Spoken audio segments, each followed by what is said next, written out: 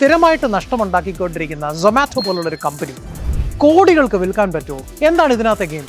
നിങ്ങൾ നിങ്ങളുടെ ബിസിനസ് മറ്റൊരാൾക്ക് വിൽക്കാൻ അല്ലെങ്കിൽ വളർത്താൻ ആഗ്രഹിക്കുന്നുണ്ടെങ്കിൽ നിങ്ങൾ പ്ലാൻ ചെയ്യേണ്ട രീതി ഇന്നോ നാളെയോ വെച്ചിട്ടല്ല.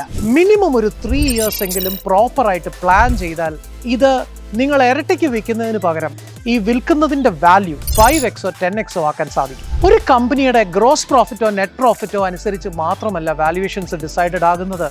ഇതിനകത്ത് ചില ഫാക്ടേഴ്സ് കീ ആയിട്ടുണ്ട്.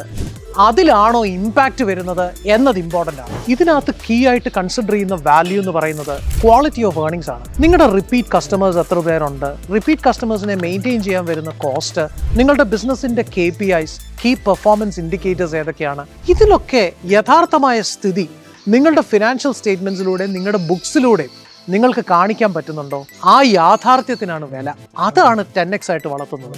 അല്ലാതെ ഒരു ഓഡിറ്റഡ് ഫിനാൻഷ്യൽസിൽ ടാക്സ് അടയ്ക്കുന്ന എമൗണ്ടോ ഗ്രോസ് പ്രോഫിറ്റോ നെറ്റ് പ്രോഫിറ്റോ മാത്രമല്ല. അതുകൊണ്ട് നല്ലൊരു സ്മാർട്ട് CFO ആയിട്ട് 3 വർഷം കൊണ്ട് സ്ട്രക്ചർ ചെയ്ത് പ്രോപ്പർ സിസ്റ്റംസ് ഇൻ പ്ലേസ് ആക്കിയതിന് ശേഷം മാത്രമേ എക്സിറ്റ് പ്ലാൻ ചെയ്യാവൂ. Take advantage of A smart CFO.